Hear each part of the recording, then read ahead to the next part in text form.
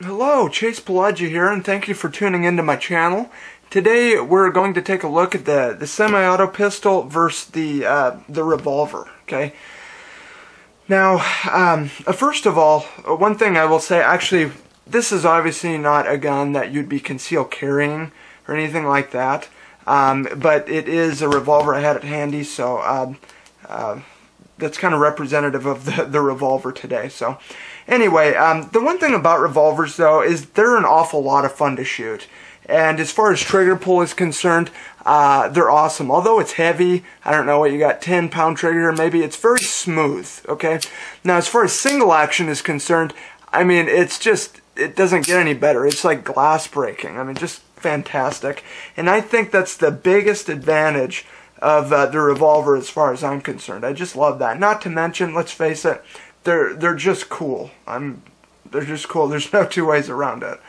But that being said, I personally wouldn't recommend them if somebody came up to me and asked me which gun should I carry. And I'll go ahead and state my case. Now, if you do carry a revolver and you're happy with it, far be it from me to say anything against that. You know, I find that people, they get too bent out of shape on stupid little preferences and semantics and tend to lose sight of the big picture, which in this case is obviously that you're carrying a gun, and that's going to be the main thing here.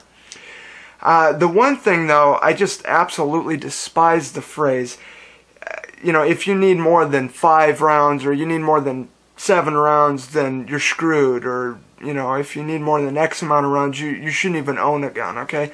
That is just, it's completely ridiculous. You know, I just love how people think that they only need a couple rounds because they can hit an unmoving paper target at the range, okay? Again, just absolutely ridiculous. Now, I've looked in, studied all different kinds of self-defense encounters, encounters like police having with bad guys. If you go on the FBI's, they have a statistic, I don't know, a website with statistics on it, and from there, there's an average number of hits in a gunfight is roughly 20%, okay? So 20% of the bullets you're shooting actually hit their mark, alright? Now get this. Now, an average handgun mortality rate, no matter the caliber, okay, it's about 16%, alright?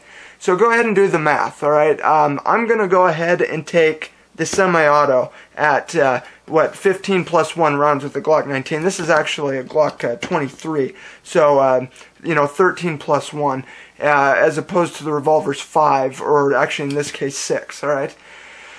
So, as far as capacity, I'm going to go ahead and say the semi-auto is going to win hands down, alright? Now, for some reason, when I go to, it's usually in gun shops, okay, I see people coming in looking for a gun for their, I don't know, their wife or their grandma, or, you know, a new shooter of some sort, and you almost inevitably hear the guy say, well, they need a revolver, okay? Now, once upon a time, I would go ahead and agree with that, and the reason being is they're quick, they're simple, there's no safeties, you pull the trigger, that's all there's to it, okay? But the modern pistol's the same way, alright? You pull the trigger until it's empty, that's all there's to it, alright? Now, another thing I hear is, you know, well, my grandma can't, or my wife can't rack the slide, alright? First of all, I don't think that's the case. I think almost anybody could rack this slide, okay? For starters, I think they're probably doing it wrong. I see a lot of people that want to grab the slide and pull back, okay? What you should be doing is grabbing the slide and pushing forward, okay? That's going to be the big thing. But let's go ahead and assume that they actually can't pull that slide back, alright? So let's say Grandma has a Glock 19, it's fully loaded, ready to go, or, you know, a revolver here, alright?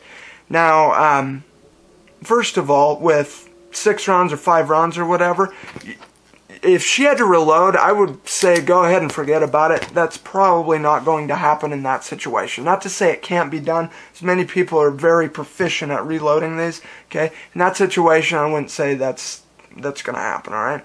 Now, with the rounds count here, I mean, you would have to reload this over once for what's in this gun as is here, okay?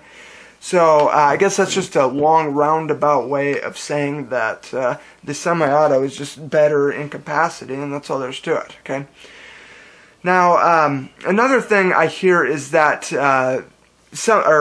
revolvers are just much more reliable. Okay, and by and large they are actually very reliable. But then again, so is the semi-auto nowadays. All right. Now I will go ahead and give the edge to the revolver when everything's working well. Okay. But that's the thing, everything has to be working well. Now, the problem is that people act like nothing can ever happen to revolvers, and that's just simply not true. I've seen things happen personally, alright? First of all, timing issues, and what I mean by that, okay? I see this, I hate it when I see this, but people spin the cylinder and then give it a slap up, and snap it into place. Okay, you can ruin your timing just by doing that alone. And what I mean by timing is everything is lined up in this gun. There's a lot going on with this. Okay, and every time you pull the trigger, your cylinder, go ahead, it spins. All right. Now, if your cylinder does not line up with your forcing cone or your barrel there, it can create the bullet to half of it shooting out the side there. Okay. Now, in extreme cases, it's just not a good thing. And yes, it can very easily happen. And I've had a revolver. I've seen revolvers do that, okay? Now, another thing, if dropped, bad things can happen. Now, with the Glock, okay, you can throw it, you can drop it, you can bang on it, you can use it as a hammer. And honestly, I think that's where the allure of the Glock comes from. I mean, they just take a lick and keep on ticking. They're just, again, not the prettiest. I'd take about any revolver as far as looks over the Glock, but it's going to work for you. Frankly, not the case with the revolver. Okay, and I'll kind of state my case here. Right now, if this is dropped, particularly on this side, it'd be the right side, because the wheel kind of pops out to this side. There's all different kinds of small little metal pieces, like here and actually in here, that can snap or shear off, right? Now, if that happens, you're in some serious trouble, okay? Your cylinder will be free spinning, and it's absolutely a useless gun. I mean, you might as well use it to pistol whip them with it, or use it as a paperweight, because it's going to be worthless, all right? Now, that is one thing that can happen, so, you don't want to be dropping those or mistreating them in any way, all right? Another thing, now I don't know how big of an issue it is anymore, but once upon a time I know this was an issue.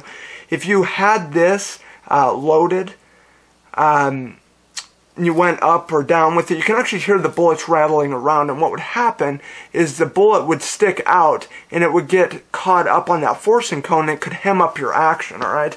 Now again, I don't know how prominent that is, but that was a concern once upon a time. Now, we already went over reloads and how much, slower they are and all of that. But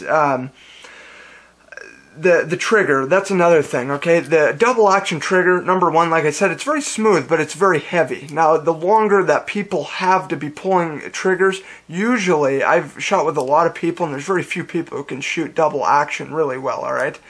Also, if, okay, let's say you shoot here, alright? Now, if you listen, okay, there's a false, it's almost like a false reset. Okay, there it is. Now, I'm pushing as hard as I can, nothing's happening. You literally have to come all the way off of it before you pull your next shot there, alright? Now, that leads to slapping the trigger, and again, doesn't lend itself to accuracy. Okay, now with the Glock here, you go boom, bullet does its magic, slide reciprocates, and listen to this reset. There it is, boom, ready to go again, and on it goes, okay? So again, going to lend itself to that type of shooting, when you're writing the reset, that it's going to lend itself to accuracy, quick shooting, and again, I would say that's a win for the semi-auto. But anyway, if, I don't know, a woman is going to take this and carry it in a purse, not this, maybe a snub nose or something like that, and, depending on how you train or how she trains, and she was going to shoot from concealment, like from a purse through a purse or something, I would definitely go ahead and get a revolver, because obviously with the semi-auto, your slide and action can hem up inside the purse or garment or whatever you're firing through, okay? So, I mean, that is one thing. So it really, honestly, it comes down to personal preference. I understand that there's a lot of people that will disagree with me, and that's completely fine. But anyway, that's just my take on it. Thank you for watching. If you have any questions, comments, if I can help with anything, just go ahead and leave me a comment. I'll get back to you as soon as I can. But anyway, until next time, this is Palagi signing off.